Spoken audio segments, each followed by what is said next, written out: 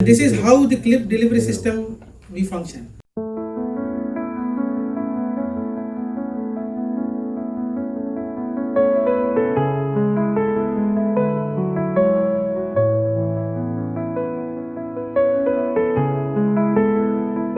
We go inside, we open it, then we catch the leaflets. We see in echo that we have caught the leaflets. Leak has come down, and then we see in 3D orientation of the clip is which way.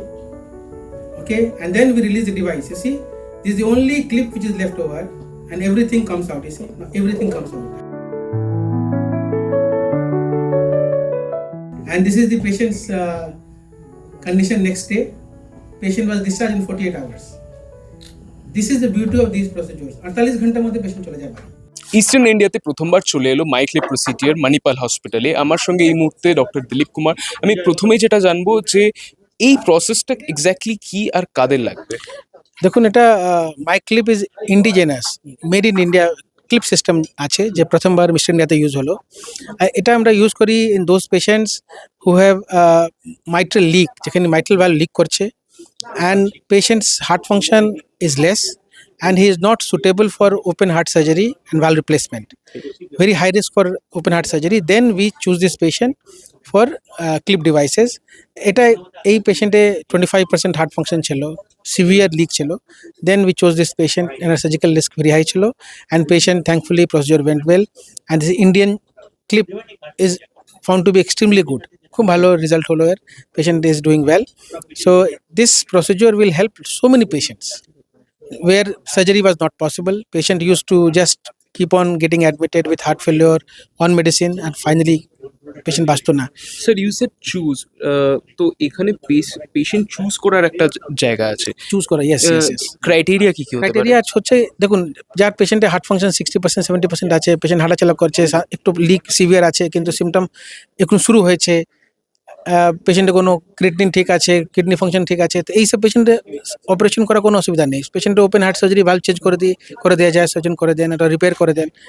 But only those patient যেখানে surgery করতে পারেন না আপনি, যার lungs খারাপ আছে, kidney খারাপ আছে, হার্ট ফাংশন কম আছে, দেন আপনি সার্জারি করবেন, পেশেন্টের বাঁচার চান্স কম থাকে। দেন এই পেশেন্টগুলোকে তো আমরা ছেড়ে দেবো না, আগে ছেড়ে দিতাম। Then now we can give them option of this therapy, and this patients will not have any symptom relief হবে, পেশেন্ট হসপিটালাইজেশন কম হবে, এটা খুবই বেনিফিট হবে পেশেন্ট। তো এই ডিভাইসটা আপনারা যখন কাউকে রেকমেন্ড করেন, তো সেগুলোর জন্য আপনাদের কিছু ক্রাইটেরিয়া ভালো করে দেখতে হয়। হ্যাঁ, এমনি এটা যে ইস্টার্ন ইন্ডিয়াতে হচ্ছে, এরপর থেকে তো নিশ্চয়ই আরো এই প্রসেসটা ইজিয়ার হয়ে যাবে। ইজি হয়ে যাবে। দেখুন, প্রথম স্টেপ সবচেয়ে ডিফিকাল্ট হয়, অ্যান্ড এই যে কোম্পানি যে নতুন নিয়ে এসছেন, এটা উইদিন ইয়ার, এটা এখানে বেশি দিন হয়নি এটা ইন্ডিয়াতে লঞ্চ করা, and then we could do it within 1 year of the launch. And what I feel কি খুব ভালো অ্যাডপশন রেট আছে দিস ক্লিপ কা, and many patients were there earlier where because of the cost factor we were not able to tell the patient বললে করতো না। Cost factor না, এটা আগে যে 30 লাখ লাগতো, এখন 15-16 লাখ মধ্যে হয়ে যাবে, হাফ অফ দি প্রাইস হয়ে যাবে। আশা করা যায় উইদিন নেক্সট 5 years বা প্রথম 5 বছর বা 10 বছরের মধ্যে ইকোনমিক্যালি এটা আরও ফিজিবল হবে এবং এটাকে আরও ডিপ পেনিট্রেশন করা যাবে, সেটাই আমার আশা। এই কেসে যে আমরা হসপিটালের সাপোর্ট পেলাম, পুরো ম্যানেজমেন্টের সাপোর্ট পেলাম, প্লাস কোম্পানি থেকে সাপোর্ট পেলাম, এগুলো সব কিছু করলে মনে হয় এরকম ডিফিকাল্ট একটা হাই কস্টগুলো প্রসিজারগুলো করা যায় আর কি। আর সব থেকে যেটা ইম্পর্টেন্ট রবিন স্যার বললো, যেটা patient selection is very important, যে কোন পেশেন্টের এটা সুটেবল, কোন পেশেন্টের এটা সুটেবল, মানে যে কোনো পেশেন্ট সিলেকশন করলে হবে না। Success depends on the patient selection, আপনাকে ওই পেশেন্ট সিলেকশন খুব রাইটলি চুজ করতে হবে। এগুলো করলে, ভালো করে প্রসিজার করলে ডেফিনেটলি আমার মনে হয় পেশেন্টগুলো বেনিফিট হবে। যেমন আমার পেশেন্ট, এগুলো পেশেন্ট দেখলেন, যে পেশেন্ট আমরা করলাম, ডেফিনেটলি ওটা বেনিফিট হয়েছে। আমার মনে হয় দুটো জিনিসের ইন্টিগ্রেশন এখানে খুব ইম্পর্টেন্ট। একটা হচ্ছে গুড পেশেন্ট সিলেকশন এবং কোথায় আমরা প্রসিডিওরটা করছি, কারণ অলরেডি ডিসকাসড যে এটার জন্য একটা গুড টিম লাগে, good technical team, good operator, along with good imager, যেটাকে আমরা বলি ইকোকার্ডিওগ্রাফি, যেটা ডক্টর অনিল সিংই বললেন, যে পুরো ভালভের যে প্রসিডিওরটা সেটা কিন্তু টোটালি ইকো গাইডেড। আর তার সঙ্গে নেক্সট ইন্টিগ্রেশন পার্ট হচ্ছে ফিনান্সিয়াল ইন্টিগ্রেশন। তো এই দুটোর ইন্টিগ্রেশন হলেই কিন্তু একটা সাকসেসফুল প্রসিডিওর সম্ভব, যেটা আমাদের ক্ষেত্রে, এই কেসের ক্ষেত্রে হয়েছে।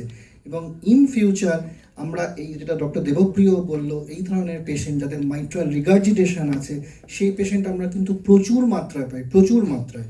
আমরা day in day out echo করলে অ্যাটলিস্ট 50% পেশেন্ট এরকম সিভিয়ার মানে প্রচুর লিক হচ্ছে এরকম পেশেন্ট পাই। তো this is a very good therapy which have very good prospect according to my opinion. এখানে যে লাগা আছে ক্লিপ, এইসব ডেলিভারি যে আছে না catheter, to ensure that it is precise, মানে কি একটাও নড়চড় করবে না।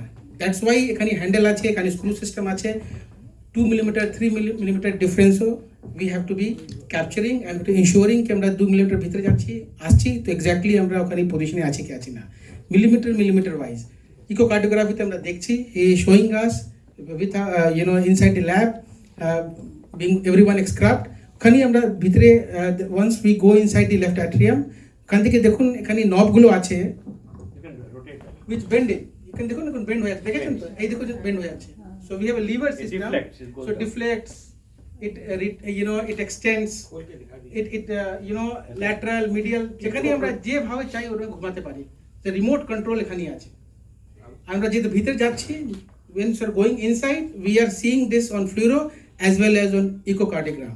আমরা হার্টের ভিতরে পুরো 3D 3-dimensional জিনিসগুলো নিয়ে দেখছি। Then we are so precise that we go inside the metal valve, we capture the leaflets. যখন আমরা কনভিন্স হয়ে যাব কি না আমরা ঠিক জায়গা ধরে পড়েছি, then we release the device.